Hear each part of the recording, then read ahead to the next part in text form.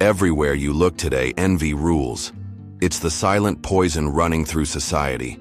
People don't build, they compare. They don't admire strength, they resent it.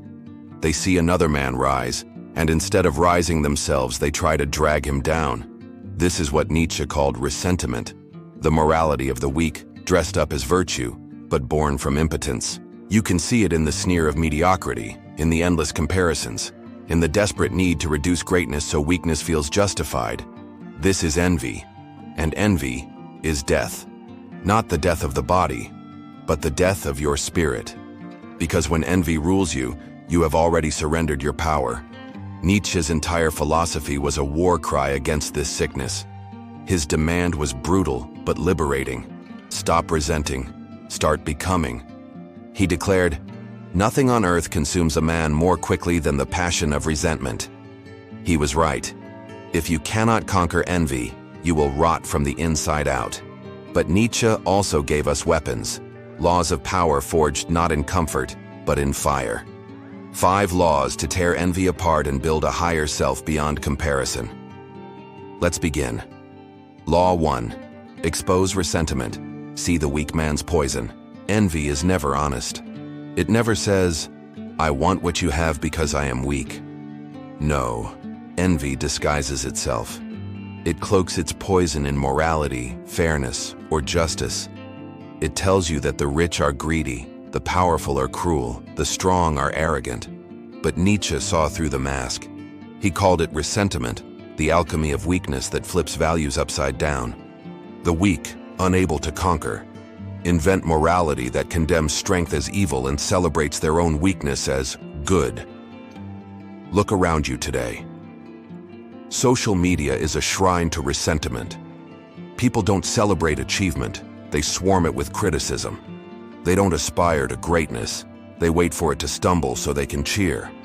Every petty attack on strength is the weak man's secret revenge. And here's the truth. If you can't see ressentiment, it will infect you.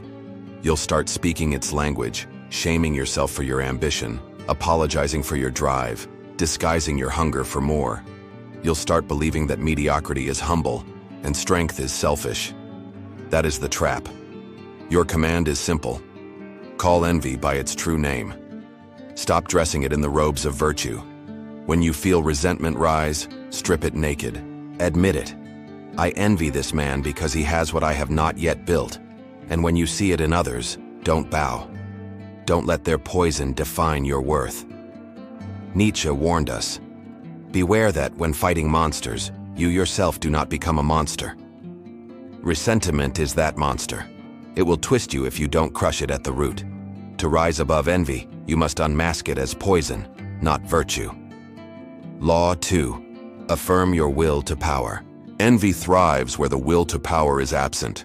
When you are stagnant, when you are small, when you are afraid to expand, envy devours you. Why? Because instead of creating power, you stare at those who have it and rot in comparison. Nietzsche understood this. Life itself is will to power. The urge to expand, to grow, to shape reality according to your strength. The moment that energy dies, envy fills the void. Think of a fire. If it burns hot, nothing else survives in its space. But if it weakens, weeds creep in. Envy is that weed. It grows where your fire has dimmed. The cure is not guilt, not suppression, not moral sermons. The cure is ignition, to fuel your will to power until envy has no air to breathe. The will to power is not arrogance. It is not cruelty. It is the natural expression of vitality.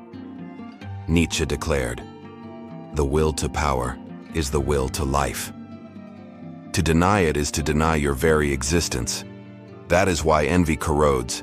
It signals that you have abandoned your own expansion and reduced yourself to a spectator of others' triumphs.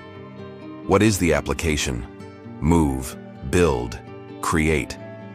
Instead of scrolling through lives you envy, invest in your own. Instead of cursing another man's castle, lay the stones for yours. Affirmation is action. Every day demand from yourself a step upward, toward strength, toward influence, toward mastery. Your envy doesn't mean you are evil. It means you are dormant. It means you've been watching when you should be building. That restless bitterness is not a curse. It's a signal that you have work to do. So stop shrinking. Stop pretending humility means weakness. True humility is acknowledging the mountain you have not yet climbed, then climbing it. The weak envy because they stay at the bottom. The strong affirm life because they rise. Where envy shrinks, the will to power expands. Law 3. Create. Don't compare. Comparison is the breeding ground of envy. The herd lives here, staring sideways, measuring itself against neighbors, scrolling endlessly through illusions of success, never once turning inward to ask, what can I build? Nietzsche despised this herd instinct. Why?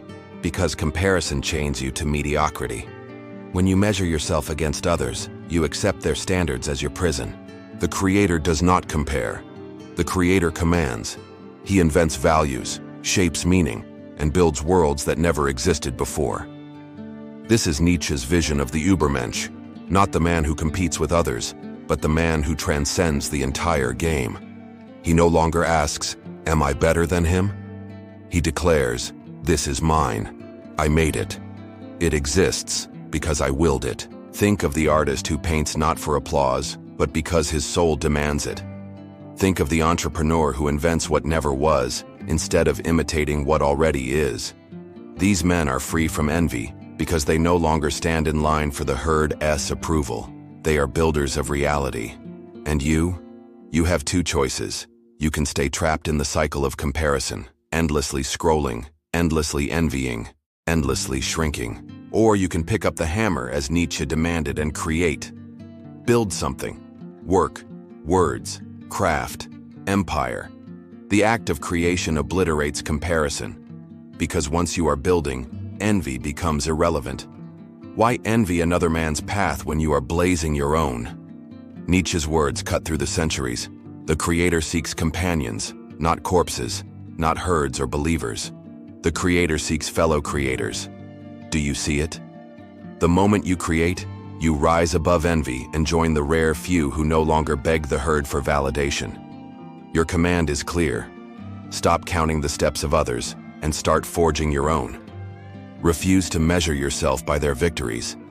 The only measure that matters is what you create, what you shape, what you bring into being through your will. You kill envy by creating something greater than comparison. Law 4. Turn envy into fire. Envy is poison, but poison can be transformed into fuel. Most men deny it, pretend they're above it, when in truth, envy gnaws at their gut. Nietzsche never denied the darker instincts. He confronted them, twisted them, and forced them into service. That is the essence of power, not to destroy envy, but to transmute it. When you feel envy, it is a signal. Here lies power you have not yet claimed. The coward resents the man above him. The powerful man studies him. He dissects his strength, identifies what sparks the envy, and then burns it as fuel for his own becoming. Nietzsche saw ressentiment, the festering resentment of the weak, as a sickness. It is the envy that stews in silence, creating excuses, moralizing and condemning strength as evil, only because one is too weak to embody it. The herd does this endlessly. They envy the strong but call them arrogant, envy the rich but label them corrupt, envy the free but demand they tone it down. Nietzsche spit on this inversion. He demanded transformation. So here is your task. The next time envy strikes, don't shrink, don't moralize, don't poison yourself with resentment. Ask, what must I build? What must I harden? What must I sharpen in myself to earn what I envy? Then channel that raw energy into disciplined creation. This is the alchemy of the will to power. The weak man envies and collapses. The strong man envies and ignites. Nietzsche declared, "What does not kill me makes me stronger." Let envy strike you, then turn it into a hammer blow against your own weakness. Do not deny envy. Wield it. Let it sting you into growth. Let it expose the gaps in your armor. Then forge new steel. Identify one thing you envy right now. Don't excuse it, don't bury it, face it. Then turn it into fire. Act, build, and transform. until you no longer envy, because you now embody what once provoked you. The herd resents. The creator transforms. Law 5. Become the standard. At the end of the war with envy, there is only one outcome worth claiming: to become the one others measure themselves against. Nietzsche's ultimate challenge was not to merely escape envy, not just to turn it into fuel, but to rise so high that you become the standard others secretly envy and emulate. Most men live in comparison, forever measuring themselves by external rulers. But the Übermensch, Nietzsche's higher man, creates the ruler. He dictates the values, the direction, the tone of the age. The weak man asks, "How do I measure up to him?" The strong man declares, "Here is the measure." This is the culmination of overcoming envy. You no longer chase the shadows of others. You cast your own. When you live by your will to power, when you burn envy into fuel, when you cease comparing and create, the world cannot help but orbit around your force. You stop being the imitator and become the axis.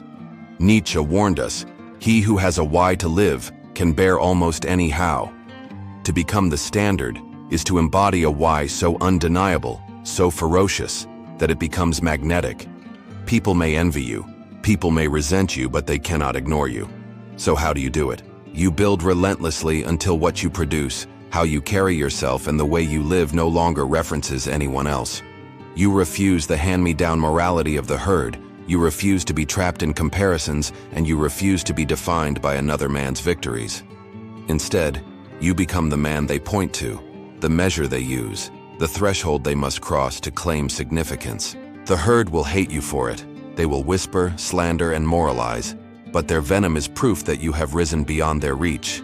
Nietzsche's higher man does not wait for permission. He does not wait to be crowned. He crowns himself. Command. Stop looking sideways.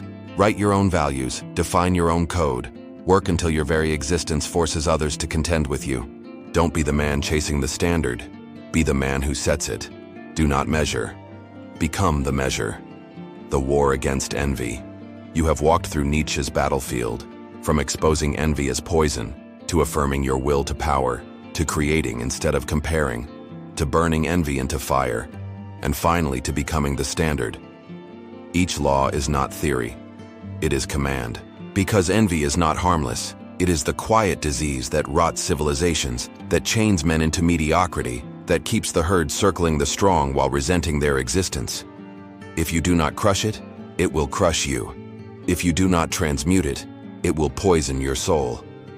Nietzsche's challenge is eternal. Rise above resentment or drown in it. There is no middle ground. You are either the man eaten alive by envy, or the man whose very presence forces others to confront their smallness. You must decide. The call is simple. Forge your will, burn your envy, and crown yourself without apology. Don't wait for the herd's approval. Don't kneel to the false standards of the weak. Become the axis around which the lesser must revolve. Subscribe to the Inner Citadel Project and comment the one truth you're avoiding. The battlefield is inside you. Either envy rules you or you rule it.